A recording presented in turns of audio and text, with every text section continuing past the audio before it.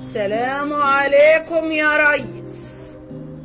يا ريس، انت عايز تعمل ايه فينا؟ انت جننتنا، انت تعبتنا، انت موتنا. انت ليه بتعمل فينا كده؟ ليه بتعمل في شعبك كده؟ احنا لو عدوينك مش هتعمل معانا كده. انت ليه الدنيا كده بايظه معانا كده؟ كل شويه زياده، كل شويه زياده، كل شويه زياده. السنه دي الحاجه زادت فيها كام مره يا ريس؟ يجي 10 مرات. ليه يا ريس؟ هل الدخل بتاعنا ولا انت اللي بتديهولنا زياده كتير كده علشان كده بتزود الحاجه؟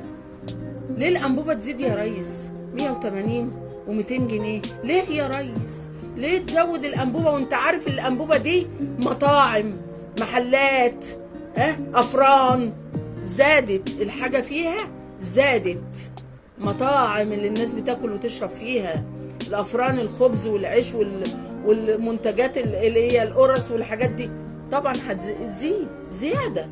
ما انت عارف ان الغاز هيزاد، يبقى الدنيا كلها زادت. ليه يا ريس كده؟ مش انت قلت هحن عليكم؟ ليه الحنية يا ريس؟ انت بتنتقم منا ليه؟ بتنتقم منا ليه يا ريس؟ الحاجة زادت، الدنيا زادت معاها تاني. انت شايف في فلوس يا ريس؟ انت شايف الدخل معقول؟